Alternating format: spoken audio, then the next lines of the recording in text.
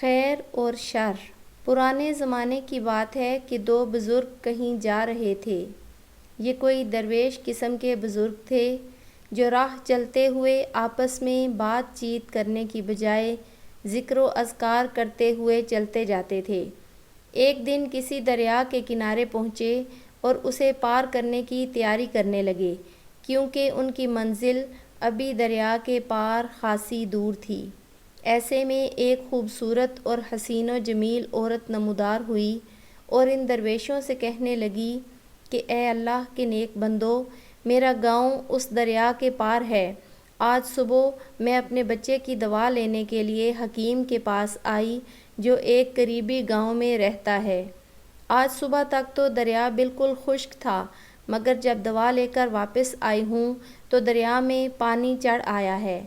مجھے تیرنا نہیں آتا، اس لیے میری مدد کیجیے اور دریا کے اس پار اتار دیجیے، اللہ آپ کا بھلا کرے گا۔ یہ کہہ کر اس عورت کی آنکھوں میں آنسو آ گئے۔ دونوں درویشوں نے آپس میں مشورہ کیا کہ اب کیا کریں۔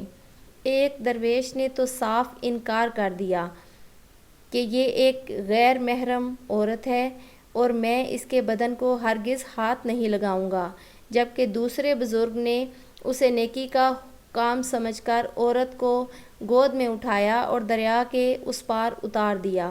اس بات کو کئی برس بیت گئے۔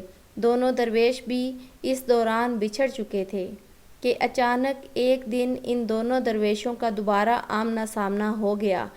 ایک دوسرے کا حال احوال پوچھنے کے بعد پہلے درویش نے پوچھا کہ اے اللہ کے نیک بندے، جس روز تم نے اس عورت کو اپنی گود میں اٹھا کر دریا کے پار اتارا تھا تو کیا شیطان نے تمہیں بہکانے کی کوشش نہیں کی تھی؟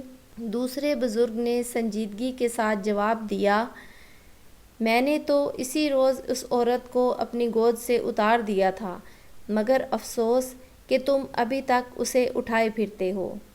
یہی حال شر کا ہے۔ شر کسی باہر والی چیز کا نام نہیں، انسان کے اندر ہی سب ہے، خیر بھی اور شر بھی۔ جس کو غذا ملے گی وہی طاقتور ہوگا۔